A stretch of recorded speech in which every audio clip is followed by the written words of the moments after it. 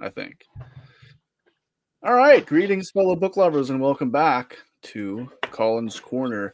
Today, we'll be discussing this short novella with some of my friends. And we'll start with Dan over here. Go ahead and introduce yourself to those that might not know you, Dan.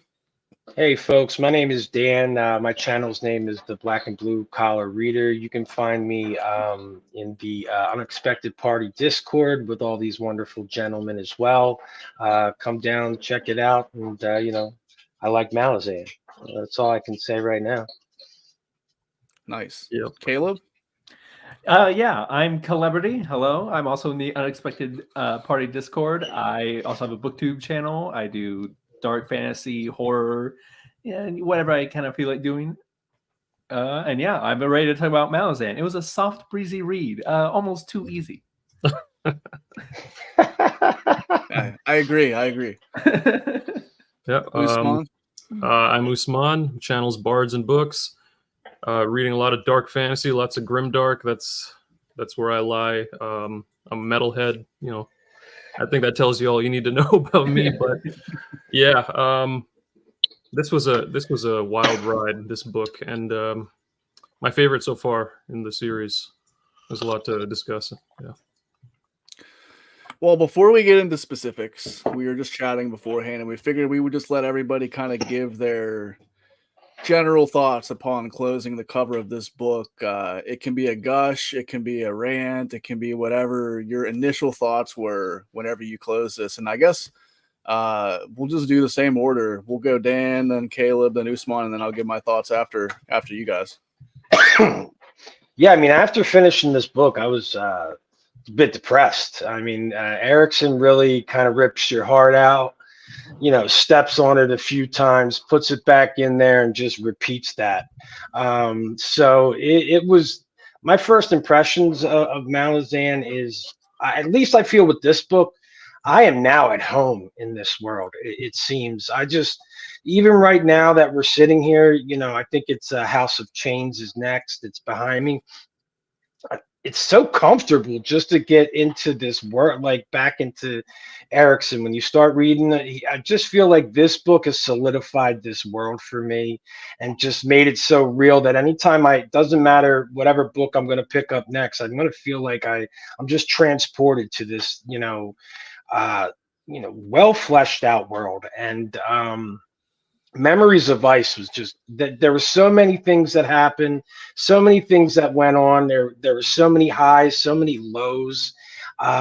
It's hard to say whether I liked it better than Dead House Gates, but man, it's close. Again, Malazan can be really funny at times. It can really pull at your heartstrings. Get you excited, and I say this all the time. I love Erickson's imagination. I love where we are. There's always something new. I know within House of Chains, I'm gonna jump into House of Chains, and be just as intrigued as I was in the first three books. So, yeah, that's just my initial thoughts on Malazan, and the first three books are fantastic, and I can't say enough about it. I agree. Caleb, what about you? I actually really struggled with this book at first. And by at first, I mean basically the whole time I read it. I would go through phases where like, wow, that scene was really cool, or this was really awesome. And then 200 or 300 pages of me going, what the actual fuck is happening?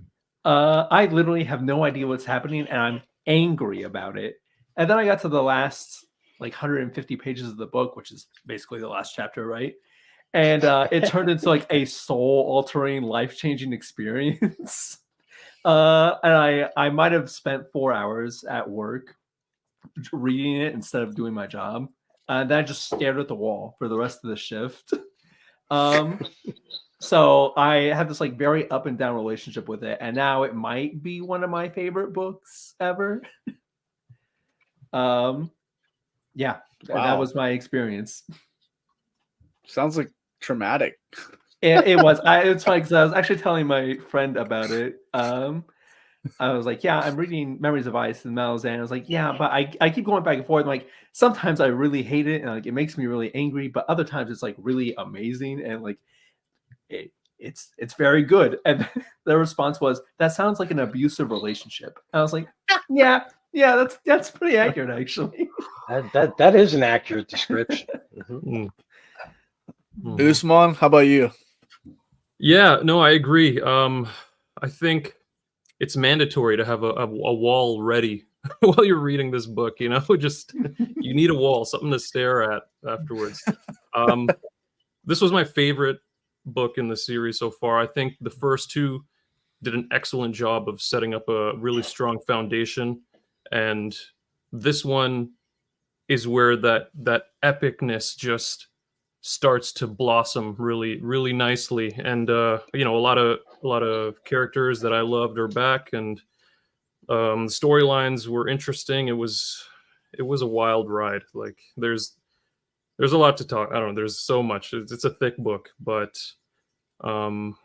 yeah, I was flying through it at one point, and definitely the climax, like the stuff that happens at the end. It's some of the most epic stuff I've read, and I like how this book in particular, we're finally getting like stuff that's just building up to like what you can expect, and these epic kind of storylines and plot lines and characters that we're being introduced to.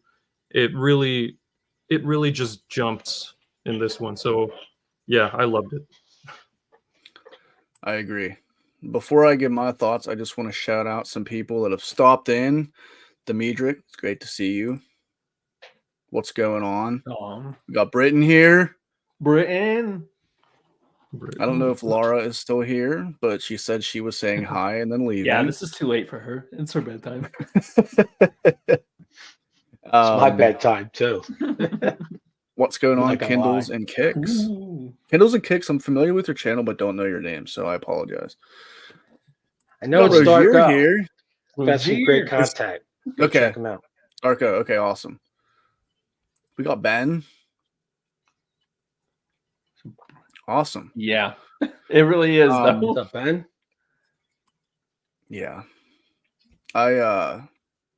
So my initial thoughts upon finishing this, because that end that Caleb was talking about, was like, how on earth can somebody generate these feelings within me? Because like I've had this experience and like this was amazing, but I still think Dead House Gates edges it out a little bit for me personally. I think for me, Dead House Gates was I was able to follow it more, and I was more connected to the storyline of the Chain of Dogs and all that than a bunch of stuff that was going on in this. But it's like, if Dead House Gates is here, Memories of Ice is like here. Because they both left me with a feeling that I don't often get, but it was in very different ways. And we'll obviously get into the whole, scene with, Covian, but like that just blew me away to be able to, like, Erickson continues to do this where I think that there's so many characters and there's so many things going on that I don't really care that much about the characters until something happens. And then I'm like, oh my God, I care so much about these characters. And I was almost distracted by the amount of things that were happening in the world that I didn't even realize how much I cared about the characters. I don't know if that makes sense. But no, I 100% agree, because like that's very much how I felt with the Itkovian plot line. And we'll get more into that, but he surprises you. He sneaks up those feelings about characters on you, right when they're about to die, typically. Yeah. No. And we know that death is coming. Not necessarily all the time who is going to die, but we know that it's coming. So I guess we can get into the beginning, which, according to my book here, says that it starts 298,665 years before Burns' sleep, which is the era that we're reading as the main book. Mm-hmm. So we have this crazy scene happen that is some arbitrary number of years, hundreds of thousands of years before the events that we're reading about. And right off the rip, I'm just like, oh my god, I thought this world was big and had tons of lore, but this dude is opening the third book in the series hundreds of thousands of years before the events that are taking place, which blew me away. Yeah, he does this. He keeps bringing in the history of this world, which again just makes it feel so real and so lifelike, because and lived in and natural. Because he, in all these prologues, I'm trying to think back. They are time jumps. I mean, at least I remember the first prologue was Perrin, right? I think he actually had conversation with Whiskey Jack maybe, or somebody. So they all seem to be time jumps. But what Erikson does with these prologues is you need to fucking pay attention. Like my prologues are always, with at least in the first 3 books, they're always marked all over the place, because at least with Erikson, he's the first one where I'm like, your prologue, this authors, your prologue needs to matter. For me, when I read Erikson's prologue, they just brought me into this world. They made me think about all the words he was saying and the tone he was using.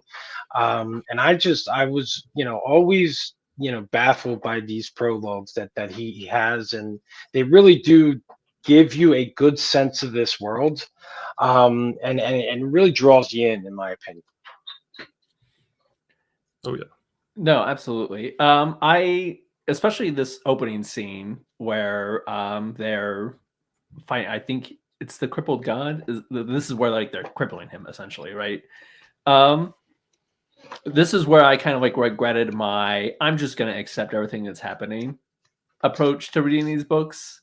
I really feel like at this moment is like when I really needed to start taking notes and start paying attention to who people are, what all their different names are, and how they relate to everyone else. Because especially in this book, I feel like the threads get very complicated. Yeah, it's extremely dense. I mean, the prologue for me, when I started it, it was slow going, and I'm like, there's a ton of information being thrown at you here, and I wanted to pay attention to it all, so I was making notes.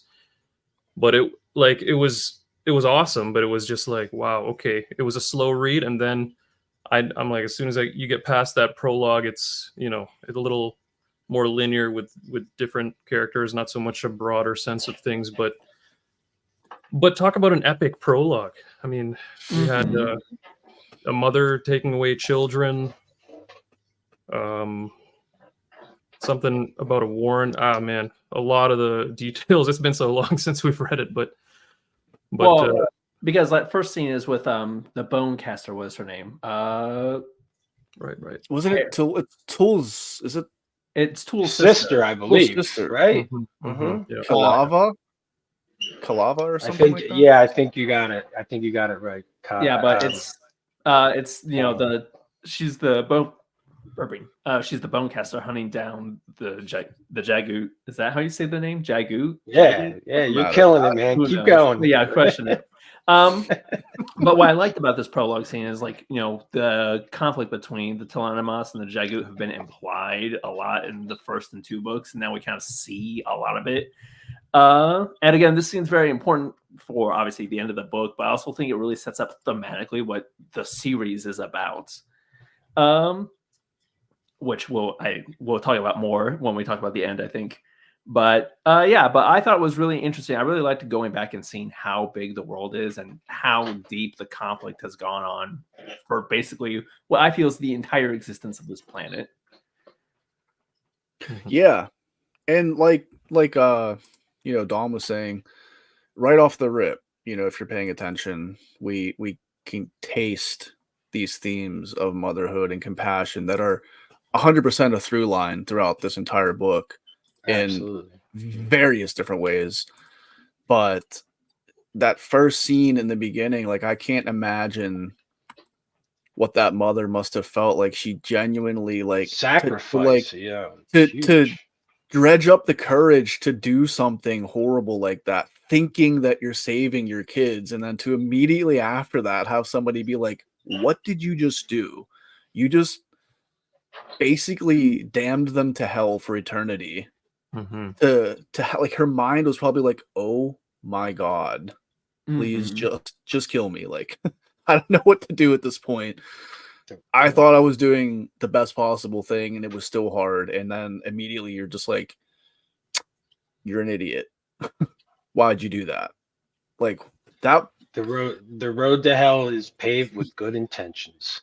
Yeah, that was such a slap in the face when they got back up with this mother who just gave her kids away. And then they tell her exactly what's going to happen to them. I mean, and then they kill her, I believe. That's harsh, man. That is harsh, and that's typical Erickson. He'll punch you right in the face with some things, and right from the jump, we see this. These wars between two different races here. We always had this conflict, and it seems like it never goes away. Even the histories pass. I believe Rogue said like the history of this world is just so dense, and I don't know, it just does the story such benefits. And Tool's like one of my favorites. I think Tool's one of the funniest guys out there. It's actually, but it's just the prologue was exceptional in this one, and I just it really sets the tone for this entire book. Absolutely. Yeah. All right. What an opening. What an opening. There will be no consequences. It's totally unrelated to everything else. Yeah, it has nothing to do with the rest of the book. It's just, it's like Caleb said, totally unrelated. So this felt like, for me, the first book where we really had a designated big baddie that it felt like everybody in the world was aiming their crosshairs at, which is obviously the Pannion Seer. And I liked how there was a little bit of a build-up, because we didn't really get to see the Pannion Seer for a while. We just heard from tons of different camps of people, like, we need to stop this person, this thing, this group of, Tennis and the Pannion Seer from taking over the land. So there was a lot of anticipation for me building up to when eventually we were going to have, contact with this Pannion Seer or the Pannion army. But to me, it felt like the first book where we really had that defined thing that everybody in the world that we knew at that point was kind of teaming up to take down. And I liked that, because I think with Gardens of the Moon and Deadhouse Gates, there seemed to be different bands of people with different objectives and different goals that were still going to affect the world at large. But this one kind of felt like, okay, everybody, we're gonna drop our disagreements. We're gonna band together, and we're going to just try to deal with this so that we can get back to like disagreeing. I don't know. And even for the characters who aren't necessarily involved in the conflict, like Gruntle in like the first book, like everyone's kind of like converging on the same spot, right? Even though there's different threads, like they're all going to Capustan at first for like the first 3/4 of the book. So I do agree. Like there's like this like structural cohesion that isn't present in the other books, because they're all moving towards the same thing. You can feel like the book is going in a certain direction.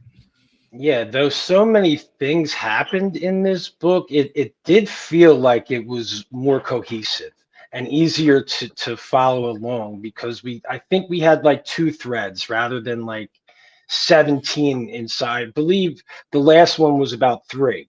We had 3 different plot lines that we were following in Deadhouse Gates. I believe it was the Chain of Dogs, the pirate thing with the assassin, I forget, and the Empress, and we also had the Sorry and all of them. But this one, I believe we only had those two separate threads, and everybody was at least in one area. So yeah, I think it was very, it was more cohesive, easier to follow along, but just still bonkers and at times hard to follow. But if you kept reading like Erickson does, he does lead you on, and he tends to provide answers later. I do love that. So yeah, I wanted to the Pannion Seer. He really made, like you said, we do have a central bad guy now, and he definitely painted him as a really horrific, a really horrific antagonist. I mean, Celebrity, I believe he was complaining a little bit about a book not having enough cannibalism.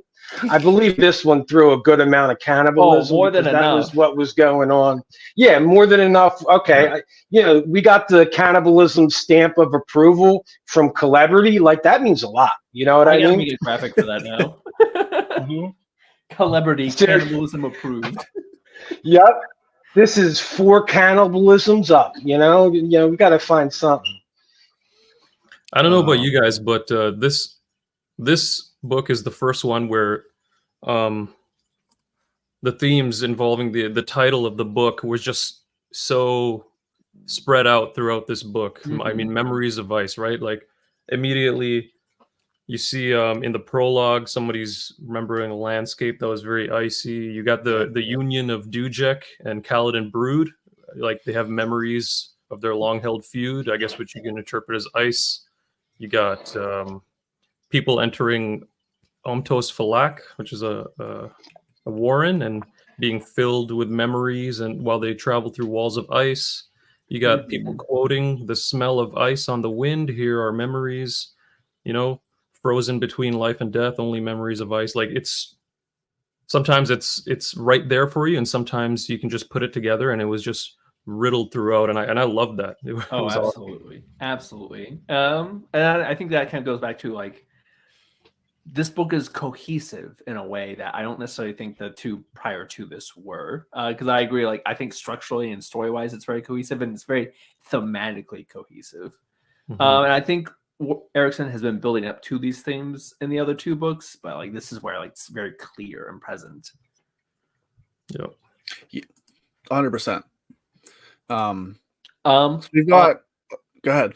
I was gonna say just one thing about, like, the first, like, real chapter. I kind of love how, again, we start with a character who's not really related yet, and that's Gruntle. When he gets co-opted, he and his mercenary friends get co-opted by the insane necromancers.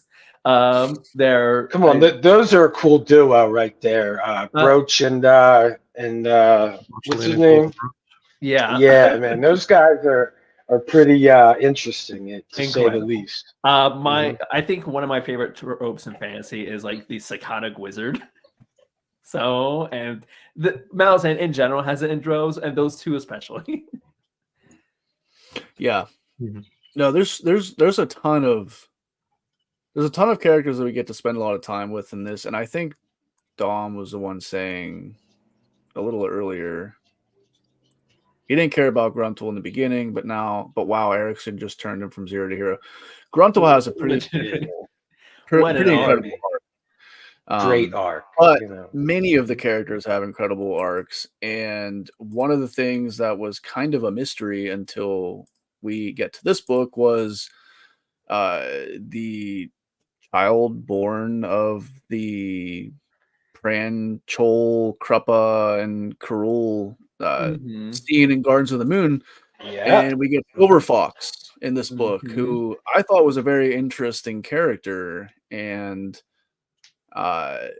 was used by Erickson, I think, very creatively, strategically in different ways. We have, we can go tons of different ways with this, but we have Perrin now, who is captain of the Bridge Burners. We have Kaladin Brood and Dujek, who are now executing this thing that is supposed to have been happening in secrecy, where the Dujek's rebel army is I don't know if the people really believed it's a rebel army or not, but the whole point was so that they could basically get together, join forces, and fight against this Pannion Seer. And there's some people in that party that are not very high on Silver Fox being around. One of them being Calor. Yeah. So yeah, I figured, we can go down a lot of different avenues with these characters here, but I think Silver Fox kind of was a nexus that connects a lot of these characters in different ways, and to be used strategically. And she also obviously heavily ties into the motherhood theme. So what do you guys think of Silver Fox? Well, speaking broadly on it, I think I really like this first book, like this first sub book, even though like it is basically the entire time them just preparing to meet, because you get a lot of time to kind of understand and learn about everyone's dynamics with each other. Like you do kind of feel the tension between Dujek and Caladan, but you also really feel the tension between Caladan and like Kalor, who wants to have like more of a say in how things are being ran. You get bromance of the century with Animander Rake and Whiskey Jack. Yes. Isn't that the bromance that everybody wanted? That was great, actually. 100%. Yes. And then you got Perrin and Silver Fox's like very complicated relationship. Oh, yeah, that was a complicated one. So I really liked that dynamic. I really liked taking it slow and like let Erickson taking his time to establish everyone's relationship to each other, essentially. And I felt like every scene was just different characters and different scenes with each other, so we all knew what the vibe was. Yeah. I like the symbolism, obviously, between Silver Fox and the Maybe, motherhood, even if it's not, parenthood in general, and just, my kids suck the life out of me, daily sometimes. But that was what was going on with the Maybe and Silver Fox. The more she got older, the more she was taking from the Maybe, and I just love that kind of dynamic, and it just put me in the shoes of the Maybe, and I have to make sacrifices. I have to do things that maybe I don't want to do all the time because I'm a selfish piece of shit. But I have to make sacrifices for my kids, and I just love that dynamic between those two. And I'm sure there is a motherhood, and that mother-daughter relationship is not something I can speak to, but definitely was very it was definitely very well written, I believe, by Erickson, in my opinion. Yeah, I think one of the most striking scenes for me, especially early in the book, is the big meeting when they're all talking about, all right, how's this all going to work? And Kalor is not tolerating Silver Fox being in the room. And he accuses her of essentially being a vampire and sucking the Mibes life force away. And like Silver Fox looking up at her and being like, am I really doing that to you? Because up until this point, Silver Fox has been very eloquent and well-spoken. Seems strange considering she's like 9 or 10 age-wise in this scene. And I think that was really interesting to show that even though she's got the spirit of Tattersail and 2 other people inside her, like she's still a child at this point. Very like physically, very much so. And even mentally, I think that that as a parent as well, kind of similar to Dan, and even speaking as a child to parents, there comes a time where like you eventually realize just how much sacrifice your parents were making over the years for you to just be happy and content. And I think it doesn't take becoming a parent to see that. I think it just comes with even before I was a parent, I was working, I was trying to support myself and eat and keep my house clean. And then like there was like a day that I was just like, oh my God, my parents were like doing this while also trying to like raise me and my sister. That's crazy. And it seemed like there was a very extreme moment where Silver Fox was like literally sucking the lifeblood out of, you know, the Maibi, but she was like Caleb said, like, am I really like doing this to you? Mhm. And it's a thing that like I feel like doesn't ever really get addressed head on like that between a parent and their child. Like maybe, but Yeah. I think I just kind of subtly began to realize and have like a greater appreciation for all the things that my parents did over the years. I never asked them like, did you guys really like sacrifice all this for me? Because it was pretty obvious, you know, like what they had done. And I think that relationship that Erickson did with those characters, I thought it was really well done. I think that's what is so compelling about Malazan in general now is the way Erickson uses epic stories and uses like epic fantasy tropes to tell like very deeply personal stories. So like I love the Mibe story. Yes. Pretty much beginning to end. Mibe was one of my favorite POVs, and I love the theme of motherhood in this, not just like how deep, well, definitely how deep we explore it, because we don't really explore. I haven't explored this theme this deeply, and not just this book, but any book that I've read. So it was greatly appreciated by me reading something like that you don't get a ton of. I could definitely empathize with the Mibe, you know, feeling kind of forsaken and just getting, you know, the life sucked out of her basically, and going through what she went through. It's, yeah, she was one of my favorite POVs, and I love that theme, exploring it. And even though it was tough, you know, it was tough. There's a lot of tough things about this series, but yeah, I like that. I like so it's interesting because we talk about motherhood, and at least for me, my initial instinct was this dynamic between those two. However, we also have like Mother Earth, right? We have the Earth is kind of dying here, and Kaladin Brood has been, you know, keeping seemingly the Earth alive. So we have Mother Earth. And obviously us taking from Mother Earth, as well as it, you know, and you know, it seems like you can even look at, you know, deeper into other, you know, forms of that question, and I believe it was very well, you know, well played out within this book, and it was exceptional. You know, I just thinking about this again as we go over it, it just, you know, I kind of fall more in love with his writing style and the way he addresses themes. Absolutely. Yeah. All right. Well, let's move on to basically, I think what I thought was going to be the climax of the story, which is the siege of Capustan. We have lots of different. Yeah, go ahead. I'm sorry. Can we talk about one thing before we get to that? And that's just the end of this subbook, which is the Kachane Chamal. I don't know how to say it. The raptors with dinosaur with sword arms. Right.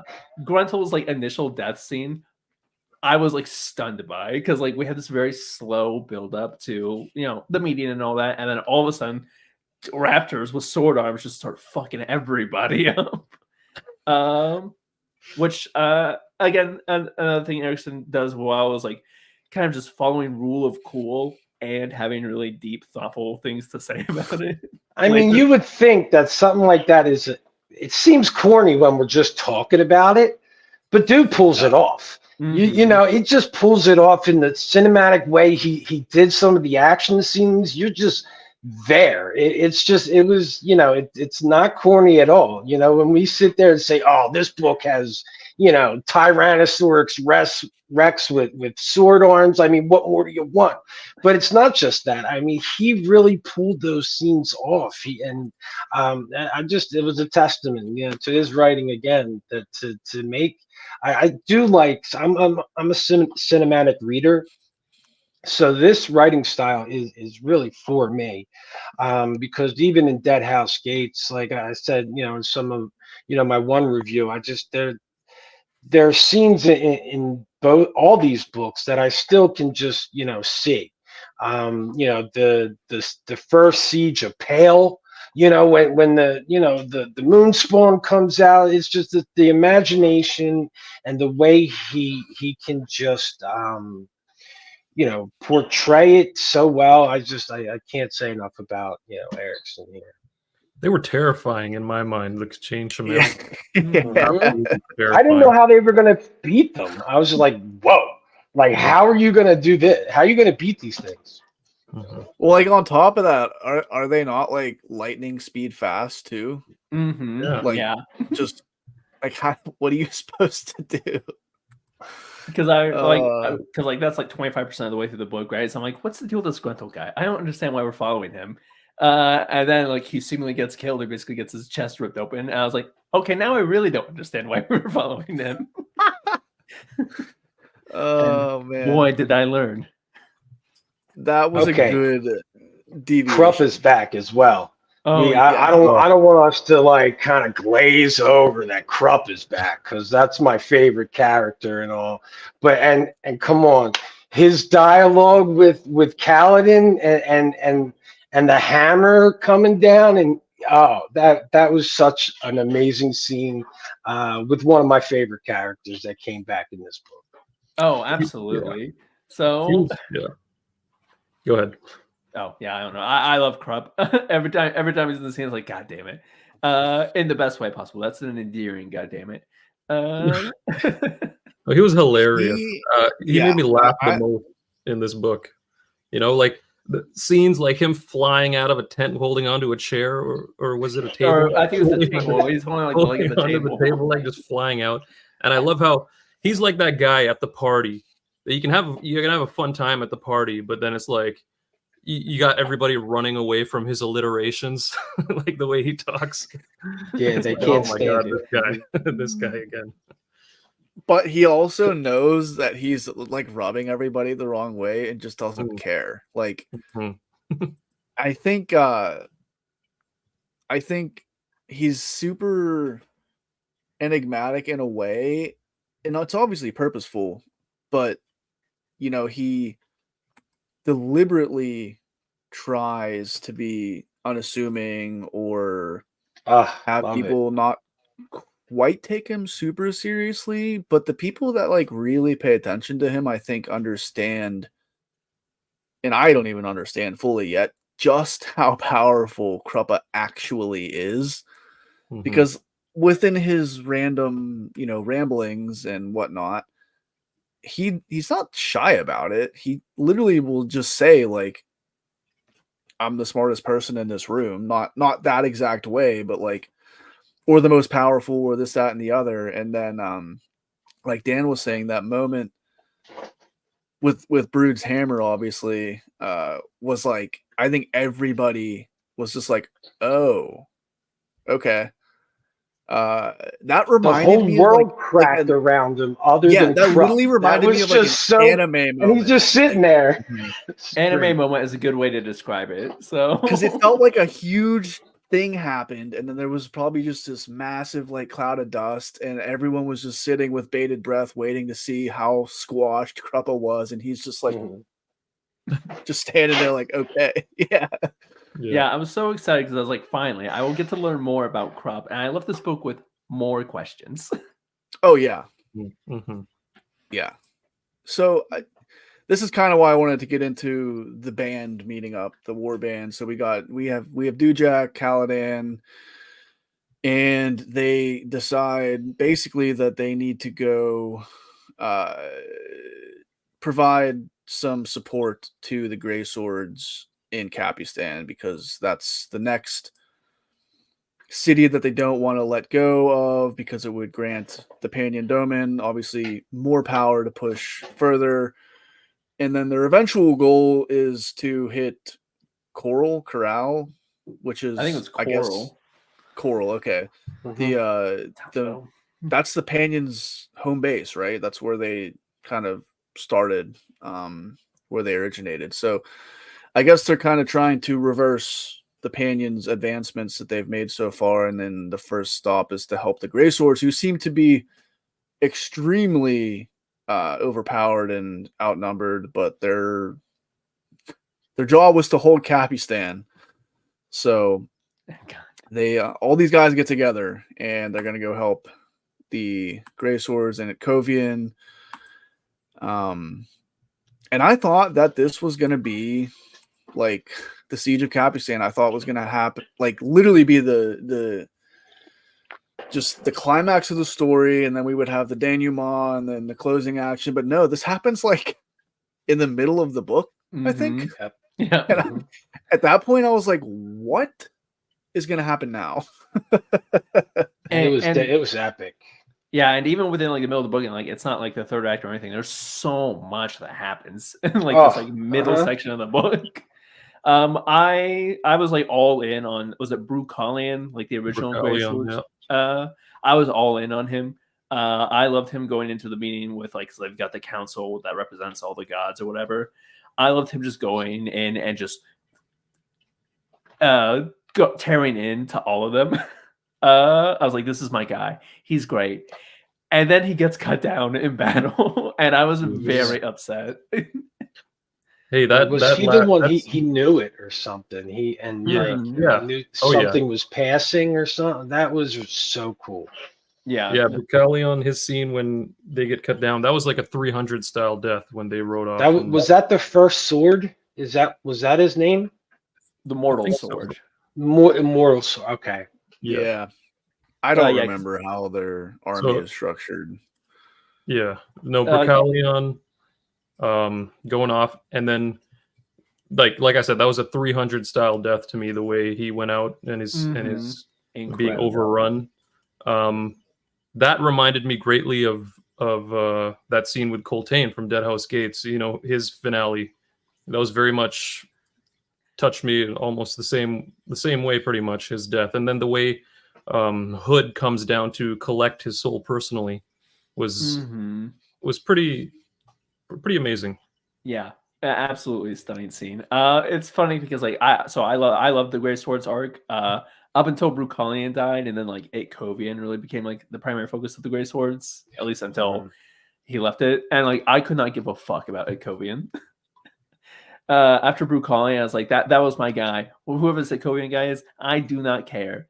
Until I really did a lot. Until you really did, because that dude was the man. I mean, God. Accepting, he was like accepting everybody's pain or their regrets or something like that. Or that was a fantastic storyline with him. Yeah, because he was the shield amble, and the way I understood that was the shield amble kind of protects people's souls from like the punishments of the afterlife or whatever is beyond it.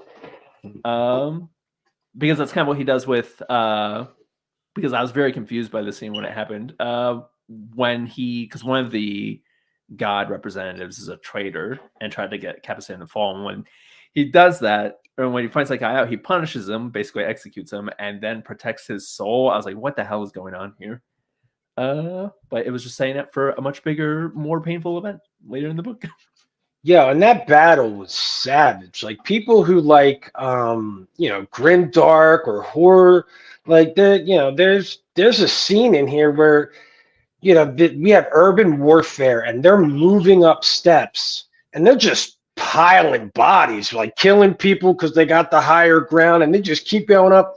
I think a house burnt that was just filled with bodies, and gore coming out of all the orifices of the house. It was just crazy. And it definitely, if you like that visceral and that dark fantasy, like it has a little of everything, because even this Pannion Seer had that horror-esque vibe to him, and it definitely caters to a lot of different readers.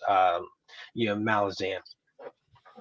I mean, yeah, and like particularly the Siege of Capustan is just brutal, but getting the end. And then you have Broach and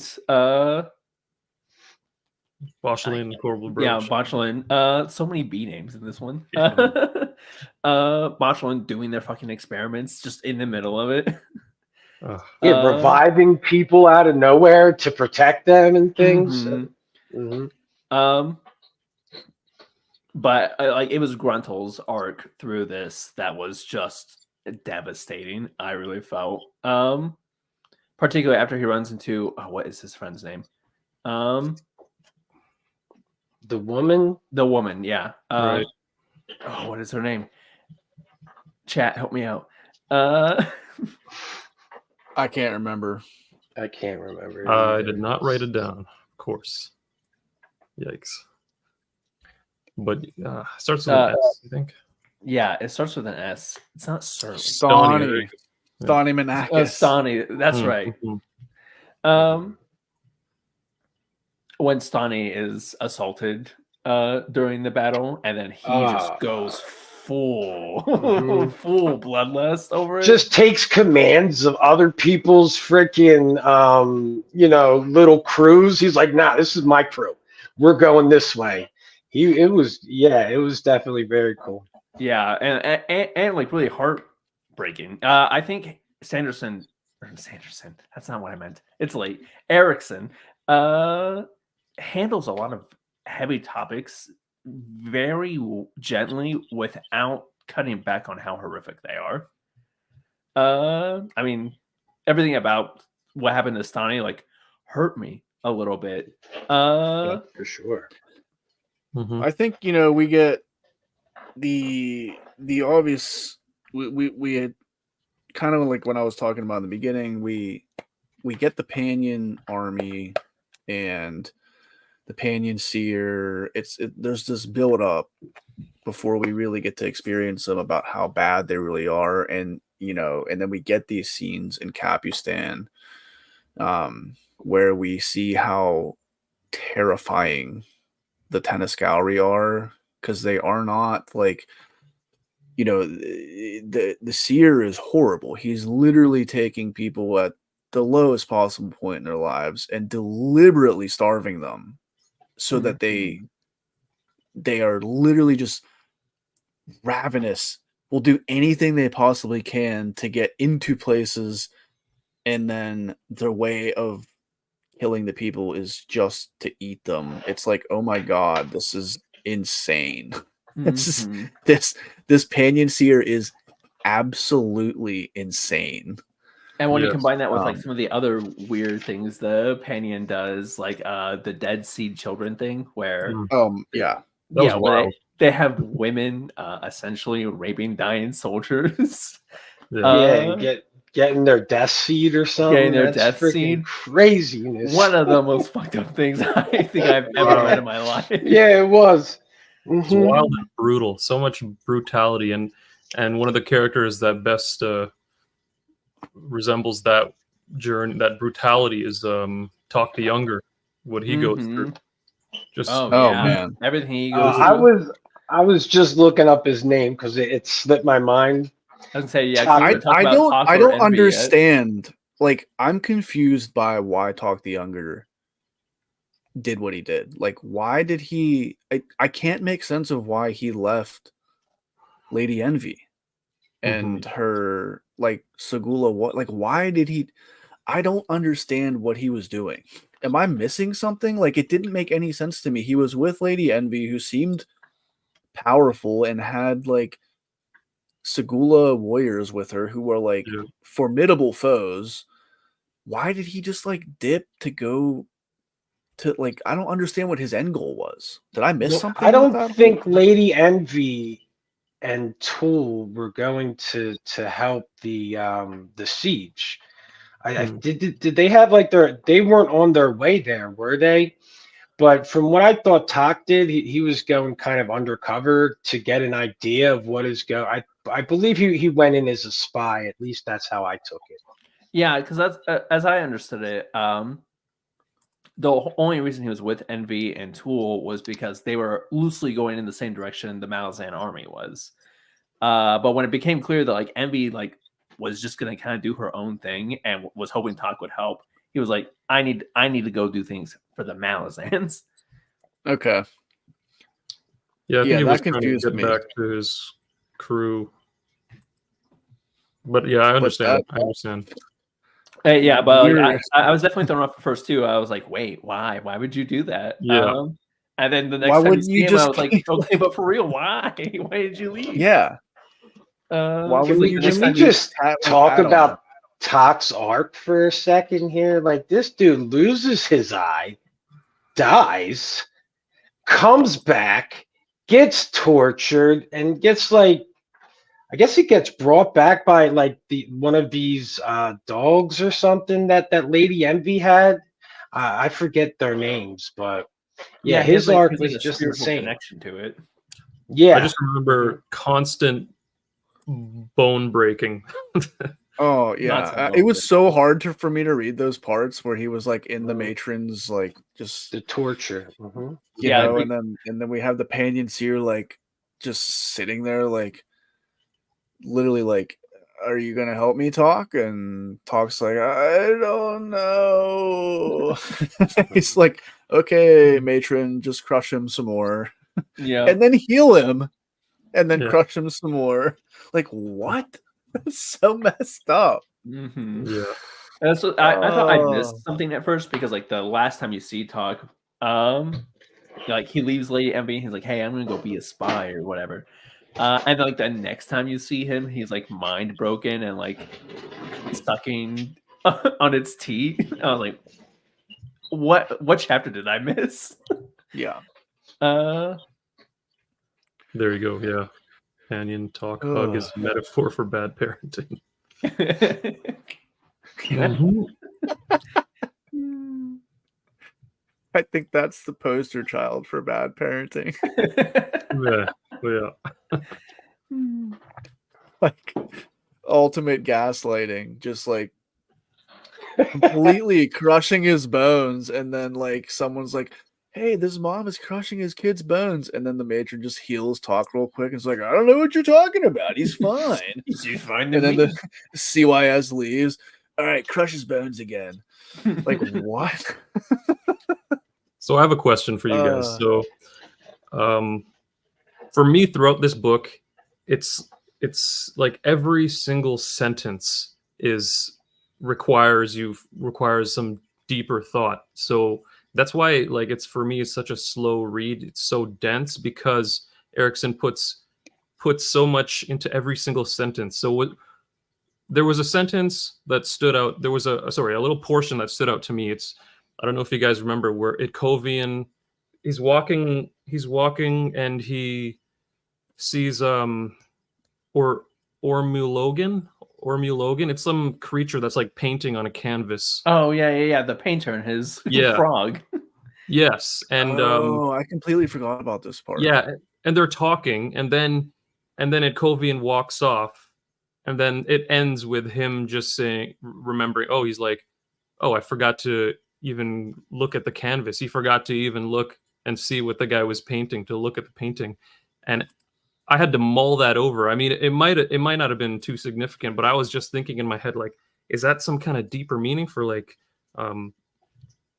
forgetting, passing over the deeper meanings in life, or like things, you know what I mean? Like significant things that you overlook sometimes, like yeah, and routine. Yeah, like you can almost see it as like, because like they're all focused on the conflict, right? They're focused on Capustan, they're focused on the siege of Coral, and this random artist is just out painting the landscape.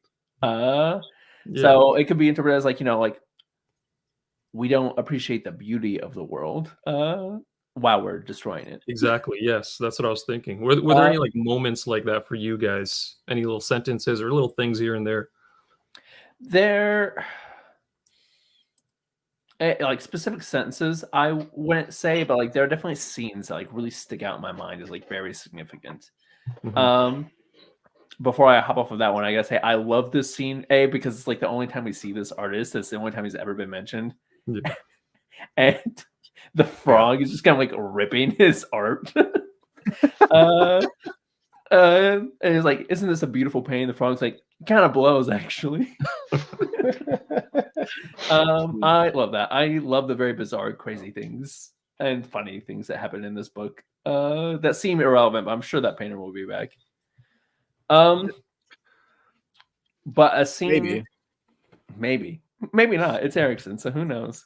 No, there. What Usman was talking about. There was. I can't really recall a scene in this particular one, but in Dead House Gates, there was a scene. What's the assassin's Quick Ben? Who's his Callan's his assassin friend, right? Mm-hmm. And he's in that, and he's sneaking up to the we're in the chain of dogs, and he's sneaking up to the enemy's camp, right? And there's there's dead freaking crosses with kids on them and things like that, and he like accidentally steps on an anthill, and it's it's like he was playing God by doing that, and he had this choice whether should I step on these guys or should I just kind of move over and save them, and he had this choice between doing that or trying to go save these children that were like pinned to crosses and stuff, and he whatever he did, but there was definitely deeper meaning, like you were saying, in a lot of the things, symbolism and things like that, and a lot of things he writes. Mm-hmm. Yeah, I don't, like Caleb was saying, I don't remember any specific examples of this, but when I have these feelings the most typically is like when we're with like the boots on the ground soldiers and we're getting like these small conversations between soldiers, like Picker, or like just these like members of the bridge burners. We'll just get like these small little scenes of them having a conversation about something, and like I think it's the scene that you were talking about specifically kind of. And I completely forgot about it until you brought it up. But I remember in that moment thinking something along the lines of like, all the people we've been following in the book so far are people concerned with like the war or these two groups of people fighting. And they think that that's the only thing in the whole world that matters. But then it just takes some dude painting a picture to realize like, oh, there are other people in the world doing other things than this. This is not everything. Like this, there's other things going on in this world. And I thought that was like a cool, I forget, like the painting might have had significance. I can't remember what the painting actually was, or if we find that out. Do we ever know? I don't think we know, because it just at the end, it was just Inkovian saying he forgot to look at it. So I don't think we even know. I think he said that like he was supposed to be painting it for like record keeping, so like it was supposed to be like the painting that is the depiction of the siege, but it doesn't really describe what is in the painting. So at least as far as I remember. Yeah, I feel like there is like somewhere in the back of my mind, I'm gonna be like, oh yeah, that's the scene where I was like, wow, that was really thoughtful, and it seems so small, but I can't think of it at the moment. So I've got a lot of big moments. I've got a lot of big moments that have a lot of meaning, particularly in the last 80 pages or so. Yeah, we'll get there. I guess we're already pushing an hour, and we haven't even got to Coral yet, which is just absolute insanity. And we haven't even talked about Quick Ben at all. Nope. Quick Ben. Nope. Quick Ben. Yeah, how powerful is he? I think Quick Ben. I think Quick Ben maybe slightly overtook Animander Rake in this book for my personal. So many cool things. First of all, like his first scene where you really see him, like when he sees, he's like inside Burns' rib cage, and there's like the golems like holding up her ribs, that says like mother's dying. That scene had me kind of fucked up. I was like, the epicness of this story just got cranked to like 11 after it got cranked to 11 in the prologue. Yeah, I wasn't sure which way we should go, because if we continue going and following like Animander Rake and the Bridge Burners, that's going to take us to like the plot of kind of what's happening right now.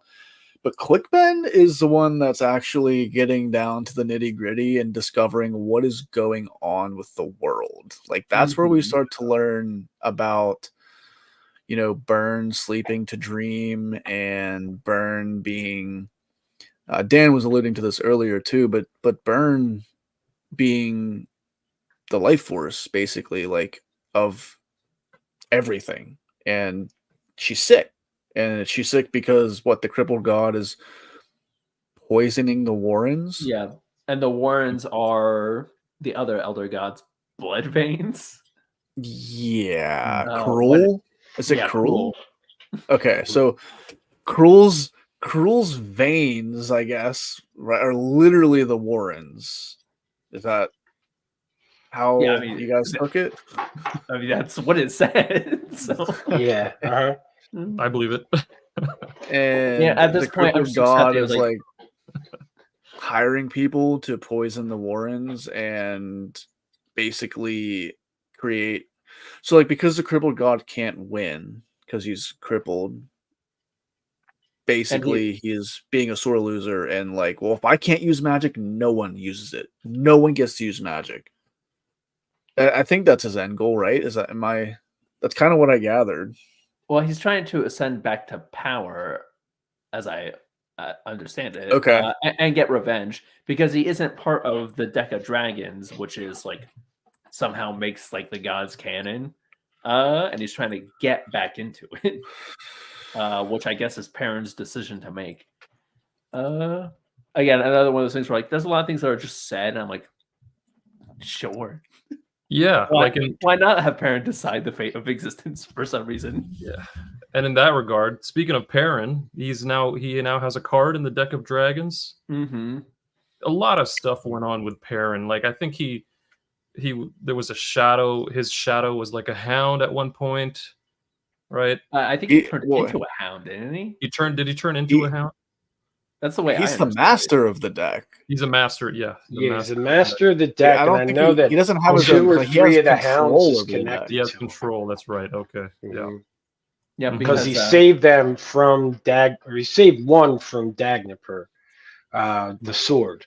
And I think they were actually trying to keep that.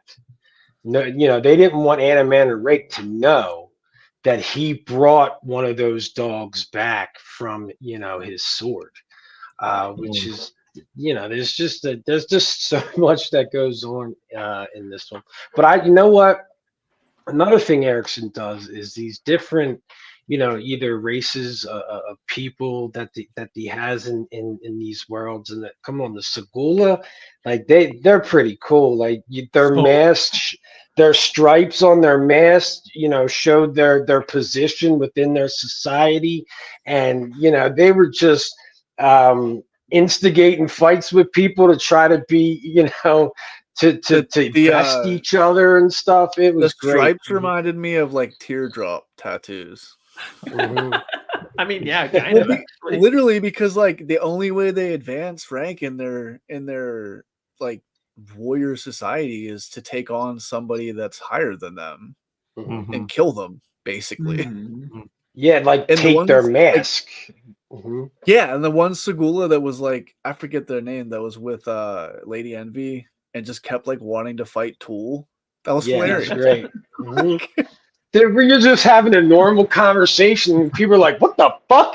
And they're just going at it like bulls in the china shop. We have like great. Lady Envy, who's just like the mom, like, "Hey, knock it off, stop it." How many times do I have to tell you guys to stop fighting? Yeah. Mock, yeah. Mock, yeah. And Tool's like, if he wants to fight me, I'll fight him. Like, I don't know. He seems like he just wants to fight. Like, whatever. Tool's a bad motherfucker. I like Tool. So cool. Tool's awesome. Oh man. To all these, it's just that imagination, and just brings it so well to life. Like, the T'lan Imass just kind of come out of the ground, and they're dusty, and they're these undead freaking creatures that have lived for, that are essentially immortal, or I think some of them want to die, and want to move on from this curse. that has spanned centuries and centuries and centuries. It's just fantastic I book. think Now, when I finished this book, I kind of understood what was going on with all that and like the difference between the T'lan Imass and like the T'lan Imass bone casters. I don't remember how any of it works anymore. So if anyone in the chat or if any of you guys remember like the significance of Silver Fox, right? Like she now thinks she's a flesh and blood T'lan Imass bonecaster that was brought here or created by Kruppe and that gang to summon the T'lan Imass to help them fight the but Pannion also Seer. to set them free, I believe. Well, is that's kind also- of that kind of goes into like one of my favorite scenes. Yeah, I figured which we is would when- kind of make that towards the end, unless you guys want to okay. go there. There's a lot of stuff that happens before then, though. We lose another let's get to the before main stuff. Yeah. character because Coral is crazy. So we have like we obviously have the bridge burners fly in on the Corals, right? And they're the gray swords. Mhm. I'm trying to get these order of events back in my head by using this wiki because I don't remember everything that happened, but I know the bridge burners, they fly into Coral at night, and so there's obviously like the Kachane Jamala are like there's so many of them. There's like 80 of them or something, like an insane number of these things. Mhm. And they get there and Perrin is the captain. I think he makes Picker the lieutenant, right? Mhm. When he's like not around, and I guess like isn't it Picker's job to just like basically run around and distract the Kachane Chamala from like actually engaging with the soldiers? What a crazy job. Like Yeah. Yeah, It's you going, really don't get killed. That's pretty much the only thing you have to do. But with the military fantasy, is what this really is, and you FaceTime with really the get to see the tactics and things played out within these sieges, and even that first killing of the chain Kamali when they had to like wrap a chain around it. There are tactics, and he really just fleshes these battle scenes out so well, and just makes them very cinematic. Yeah. Oh yeah, I like getting these battle scenes were insane. yeah. No, I like getting like pieces of lore here and there. So I really liked how we learned more about Dragnipper, and it basically like it needs to be destroyed, right? It needs to be eventually destroyed. Yeah, and it collects souls for that purpose. I forgot exactly how it worked, but it's collecting souls, and we know that it needs to eventually. It wasn't Animander Rakes to begin with, but Yeah, he he's killed the using it. original owner. Yeah, And what is his name? But he's trying to get out. And that's Yeah, Draconis. which is Isn't it what's her Draconis? name's father, I believe. Yeah, Mhm. Draconis. but Lady Envy's father, I think. and that's another like Oh, very yeah. funny scene because I love how Animander Rake just seems to be like 20 steps ahead of everyone. yes, Because when Envy and Animator Rake finally like meet up at the end, she's like, "Hey, just so you know, my father's trying to break out of your sword," and he's like, "Yeah, why wouldn't he?" And he's like, "Well, like it's a problem because someone has already escaped." And he's like, "Oh, you mean the Malazan captain? Yeah, I knew that." But like, Perrin's like holding the whole time. He's like, "Don't tell Animator Rake that you got out of the sword." And the same thing with Rake was when the final, like it was finally revealed that Dujak's abandonment and like yeah, it was a ruse. that was all false. Yeah, it was a Yeah. ruse. Like Animander Rake's like, yeah. Yeah, And, like, I thought we all knew that. did people not know this? Like they didn't do a very good job of hiding it. God, he's such a legend. I love Animander Rake so much. Yeah, Draconis was cursed in the prologue by Calor that his own creation is his own undoing. right. Okay. Yep. Which is why he's stuck in the sword. That checks out. Mm-hmm. Ben said, just catching up, Colin, you didn't miss anything about Talk's weird choice. Many readers, including me, have criticized that as an author contrivance to get Talk in danger.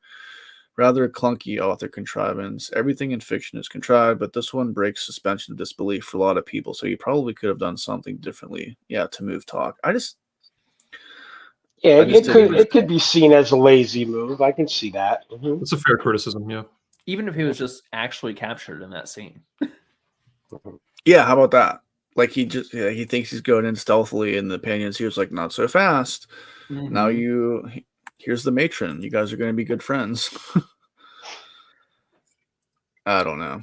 Who else was wondering where the heck Animander Rake was, and then he lifts Moonspawn out of the river like a fucking badass. Oh my god! So that was amazing because it seemed like everybody knew that Animander Rake and the Tista Andy were the trump card. Like they needed them to really have a chance to win this battle, and so like we get all of these little pockets of conversations of people being like, we're doing everything we can. I just picture like, munitions flying over people, just like clumps of dirt flying everywhere. And then it's like, where's Rake? And someone's like, he's coming. He's got to come. Like he knows this is happening. He's got to be here. But everyone's like, we haven't seen him anywhere. There's been no sign of Rake, no communication, no nothing. And then all of a sudden, boom, like the most badass entrance ever. And just fucking lands it in the middle of the city. Yes. Yeah, it was freaking great. Picture like some theme music while it's lifting. I know. He just left it there too, didn't he? Just hear the drop D guitars in the background. It's going crazy. Is this spot taken? He's like, sorry about your city, but you guys can live in it. You know? I hope you had insurance.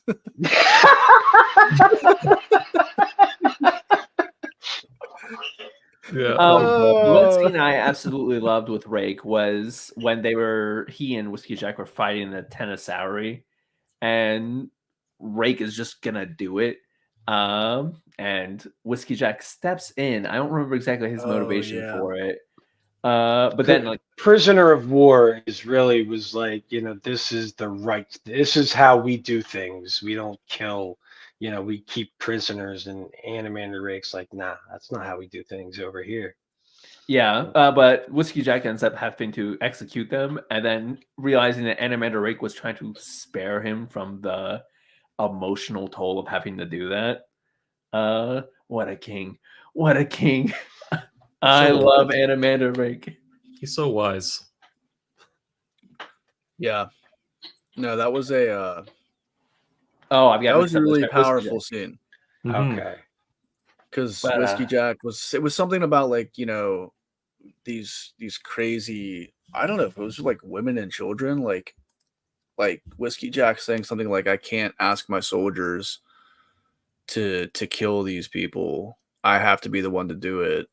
And Animander Rake's like, yeah, but like I could totally just do it for you. And Whiskey Jack's like, no, like that's not the point. I know everyone knows you could, but like I have to be the one to do it. And Animander Rake's like, but I'm just trying to save you, bro. Like this is gonna suck. Yeah. And then after he did it, I think he was also against Animander Rake stealing their souls. That's right. That was the problem he had with it. Yeah. So. Definitely reminiscent of Game of Thrones. That first chapter in the first book. Where Ned takes it upon himself, to chop this dude's head off for desertion and shit. Mm-hmm.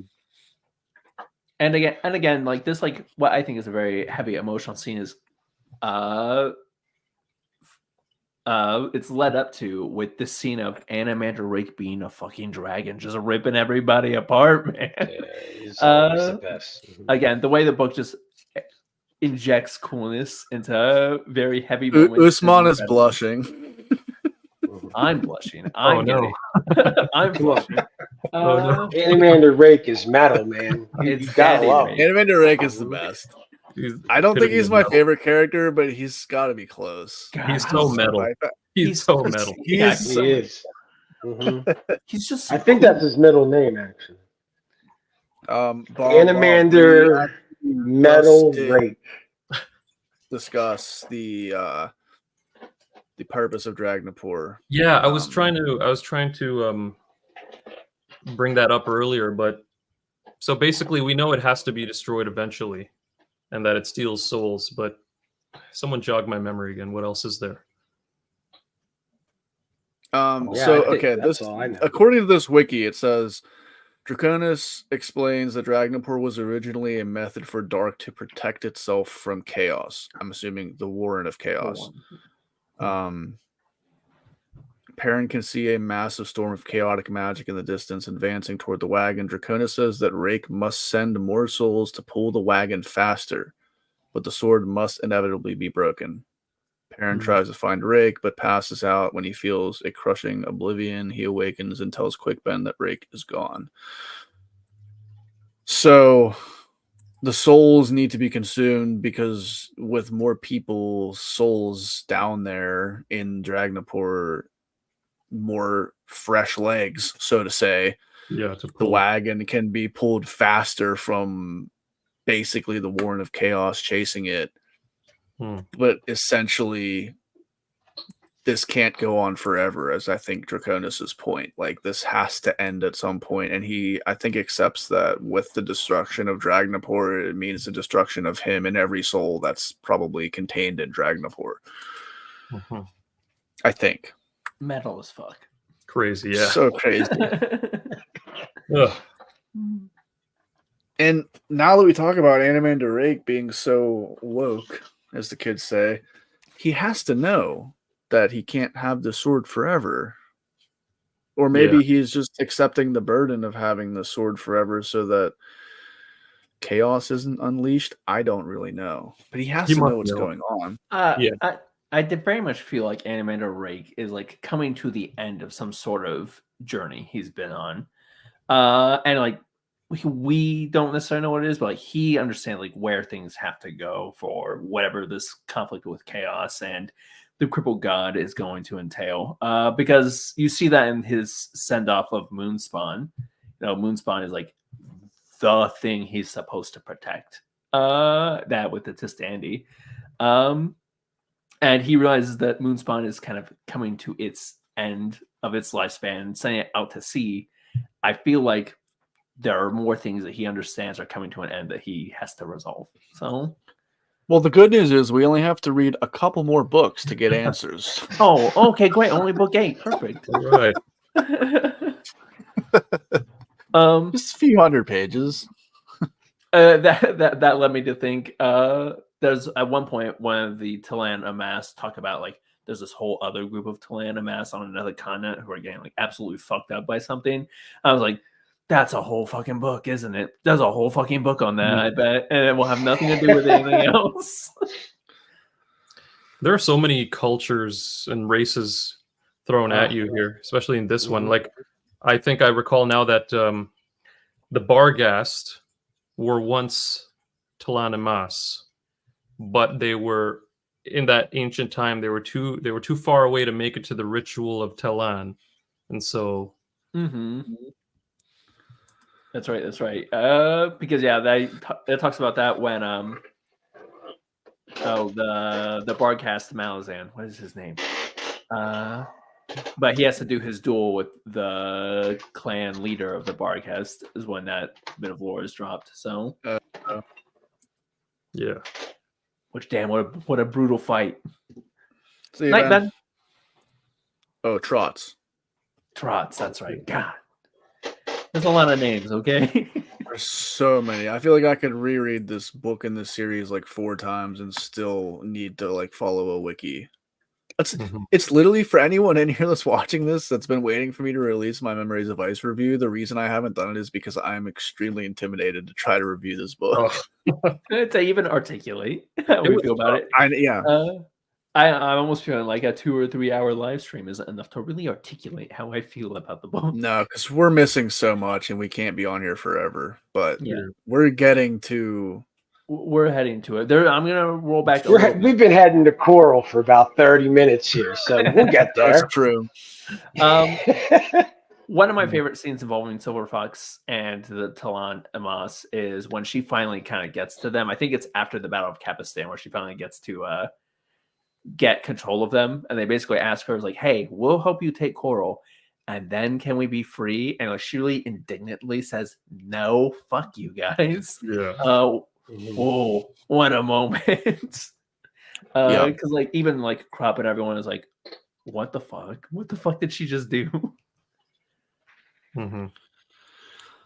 Yeah, I really love that scene. Silver That Fox tension was has a high. lot going on, a lot of internal turmoil. I wonder why.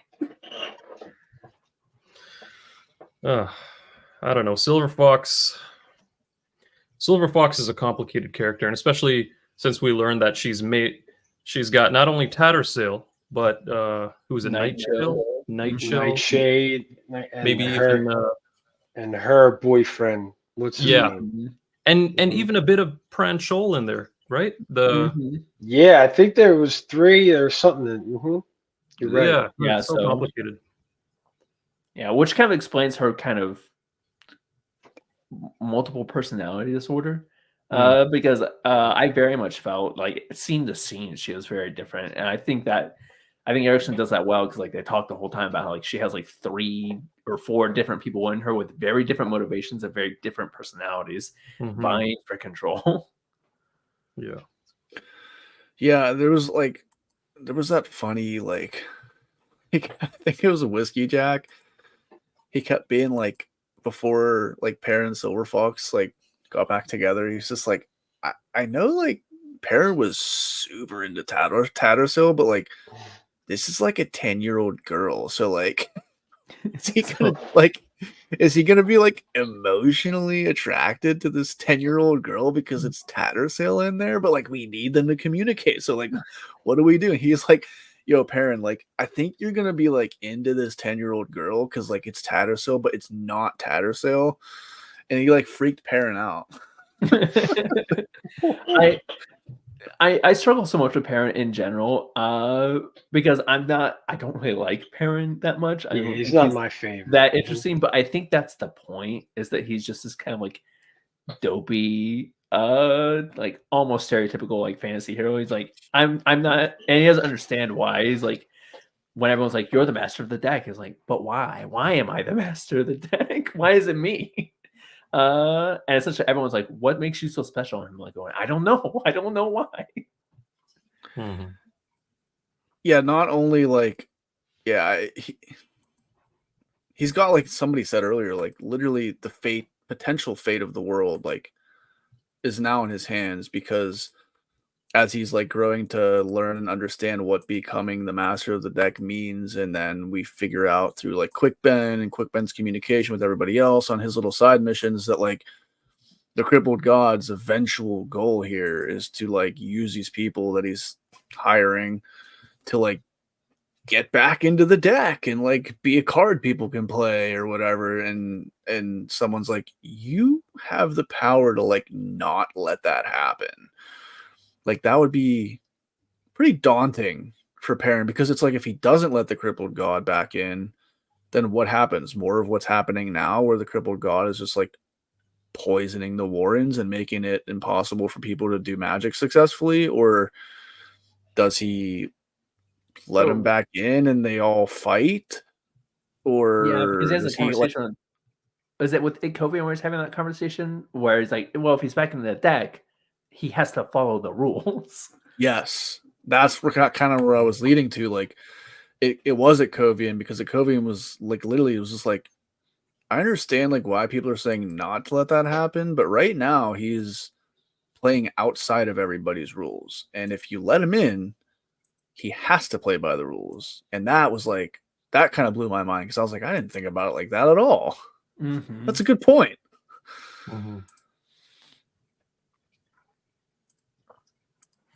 Anyways, are we ready to tackle Coral? I think so. Whoever wants to start, wherever they want to start, we'll go there. Because a lot happens. Oh my god, Yeah. a lot happens. Well, for one, like I think because like you were excited, right? You know, the T'lan Imass are lining up, the Change them all are lining up, they're like about to go at it. And like the first like real big oh fuck moment for me was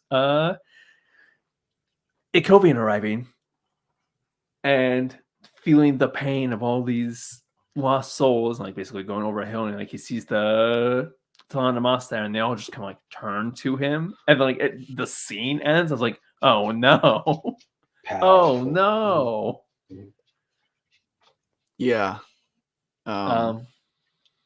Him realizing like that he could feel their pain and understanding. I mean, that gave us as the reader like a real understanding into like what the T'lan Imass have been going through for literally 300,000 years. So I guess like because of that, what was the curse called? It was like the ritual. Ritual of T'lan, is T'lan, that? was it? Or was that a Yeah, different one? I think that was tied together, right? I'm trying to find it in this wiki to see if it explains it. Oh, right here. It says, in his spiritual embrace, Kovian realizes that T'lan must remember their past lives. The ritual of T'lan has forced them to walk as unfeeling revenants for 300,000 years with those memories still intact. The heartbreak and loss threaten to overwhelm him, but Pranchol tells him of a place where he can take the memories. So he feels all of their memories. He feels all of their pain and realizes that they are in so much distress and have been for so long, and that's why that they literally just want to die. And then we have like the scene where Caleb was talking about, where Silver Fox was like, nope, not doing that yet, because we need to use you first. And they're probably just like, come on, like 300,000 years, like, and you need to use us one more time, just let us die. Devastating. There was a strong significance there where even I, at the beginning reading that, I was like, hang on, they could be pretty useful in this battle, but the significance of letting them be at peace, you know, regardless of what's going on around you, I think that was pretty strong. A strong choice there by Erickson. Yeah. And it made sense.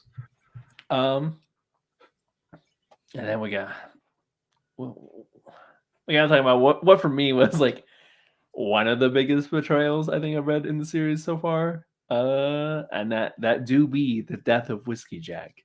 Oh my, I was pissed. I was so mad. I was not ready for that. It's so tragic.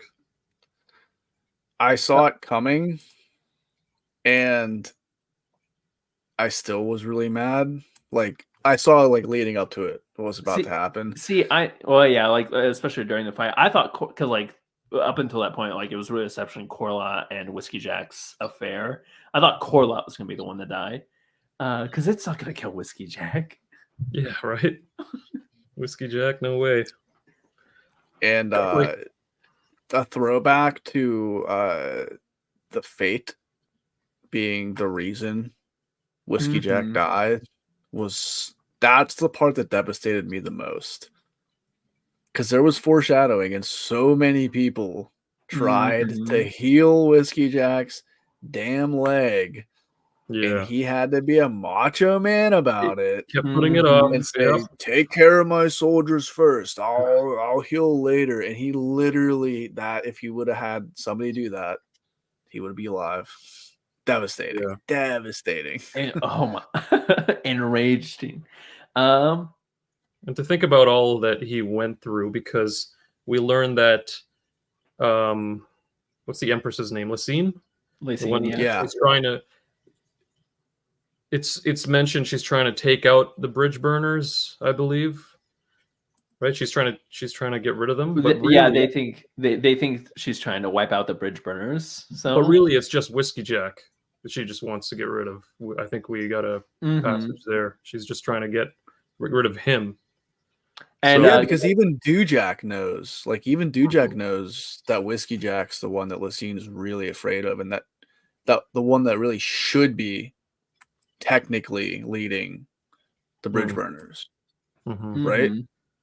Yeah. Yeah. Well, because like there's also Yeah. yeah, because people admire him, but because there's even the mention of the line that like actually like they went out of their way to protect the bridge burners at Pale. Like them doing their shit in the tunnels was not intended to kill them; it was intended to protect them from everything else, except Whiskey Jack.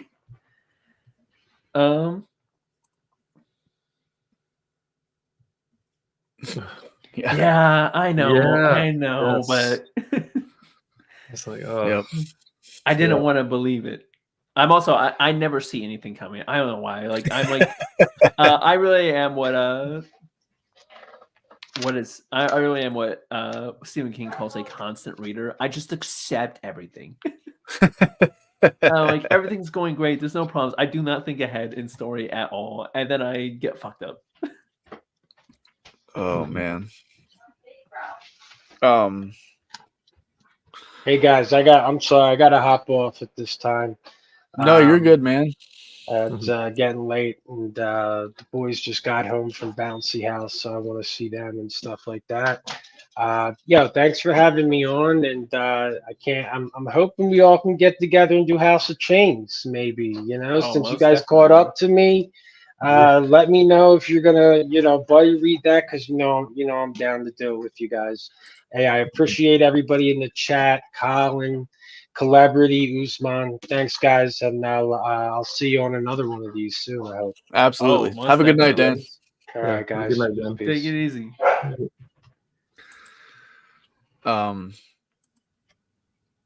think we should probably try to edge toward wrapping it up here too, because my wife's out of town and I'm having a sleepover, so I'm not having a sleepover. My daughter's having a sleepover, but it's at my house, so I need to go. Okay.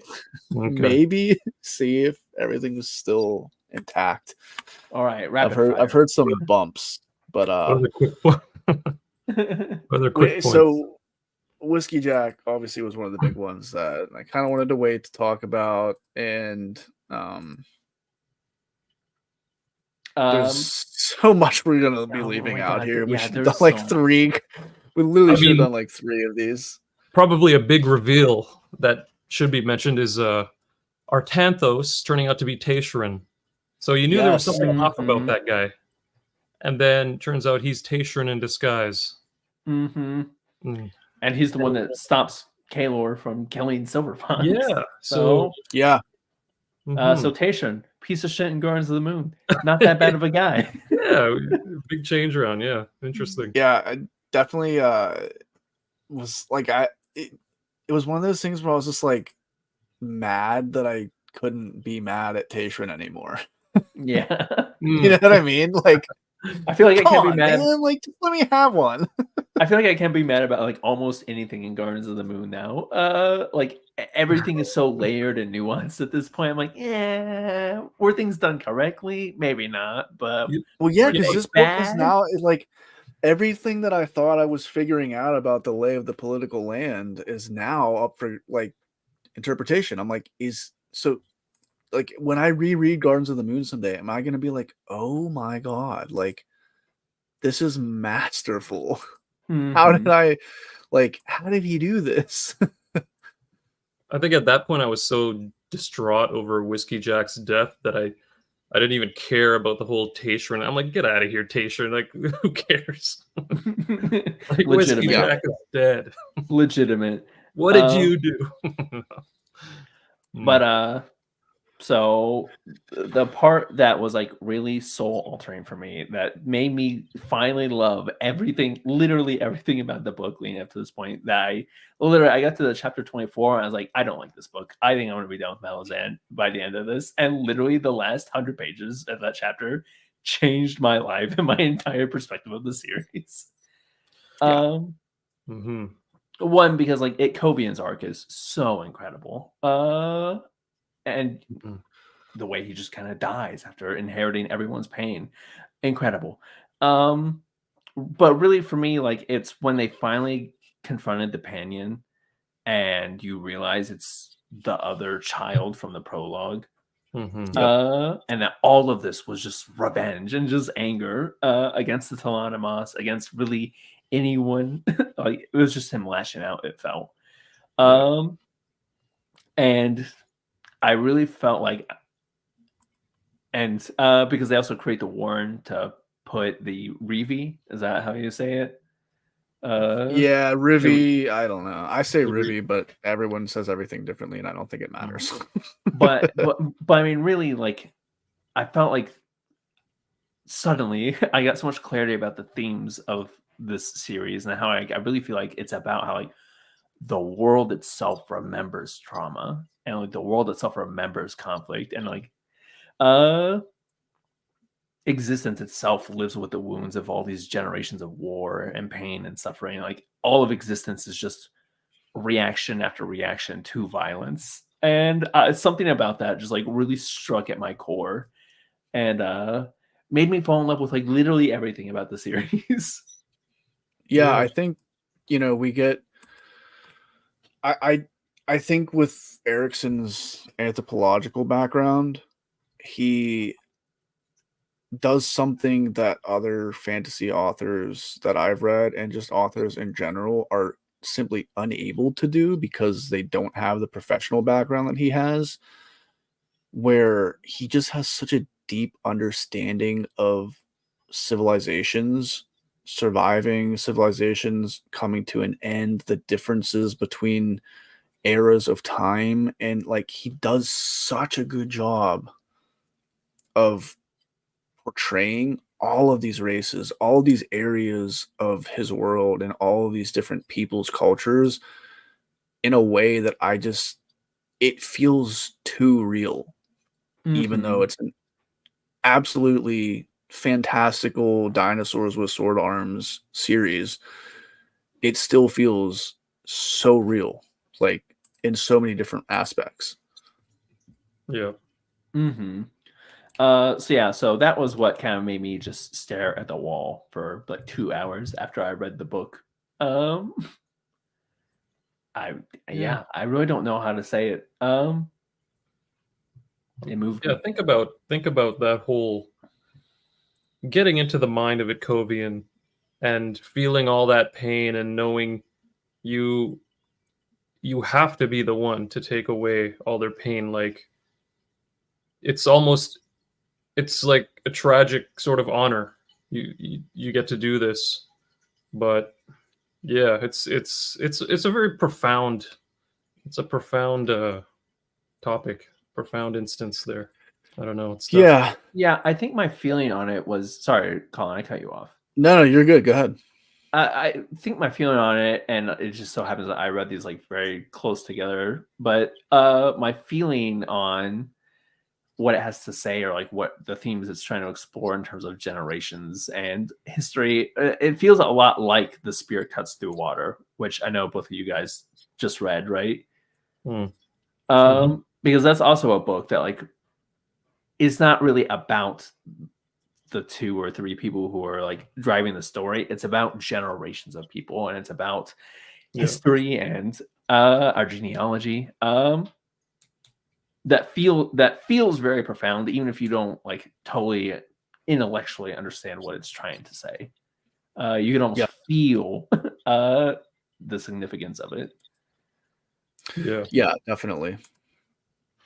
I think the last thing that I wanted to touch on was the thing that, for me personally, I think, and many others, was like one of the most profound reading experiences that I've ever had, because we get a lot of these back to back at the end. We get obviously Whiskey Jack, which I wasn't expecting. And then we get, you know, Itkovian realizing that he's kind of the only person that can do this for these T'lan Imass. And then the most unbelievable display of compassion I've ever read about was the entire T'lan Imass army, one by one, coming and putting anything at all that they own on Itkovian's funeral pyre, and everybody just standing and watching. Was like, I was literally sitting in my room sobbing reading this. I was like, this is probably the most beautiful thing I've ever read, and it is crushing me right now. Mm-hmm. Yeah. Crushing me. It crushed me. Mm-hmm. Oh, I 100% agree. And that's like all of this, like these last like few scenes with Itkovian and about Itkovian are what solidified Itkovian's arc as I think my favorite arc in the story. Even after Brucalian and like me initially being like, I don't give a fuck about Itkovian. It paid off in the end, and my God, was it incredible. And even at the end, after everything, at the very end, we got the crew and they meet Duiker and he has a tale to tell, right? Oh my God, absolutely epic. Yeah, back like hilarious. the retired bridge burners like opening a pub that was like not doing well. Like no one's coming in. And I kind of like that scene is hilarious because you know, they're all just sitting there chatting, and it's just this old guy in a robe sitting at the bar, and he's like, I don't have any stories to tell. And they're like, okay. And like they turn back and he's like, all right, fine, I've got a story. Yeah.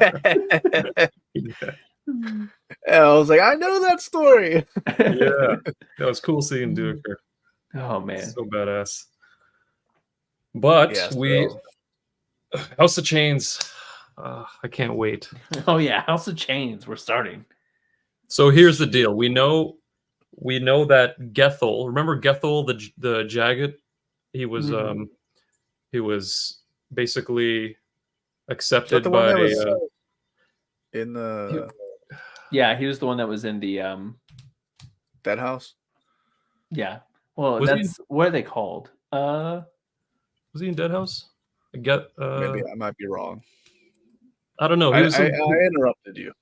Sorry. He was a Jagged that I think we just met in this book, and then he's hired by he's taken by what's his name, the crippled god, to basically be the herald of the House of Chains. So we're gonna see him in the House of Chains, I'm sure. You know, part of the evil crew, I guess. That's right. Yeah, I'm very excited to get back to the Dead House Gates arcs.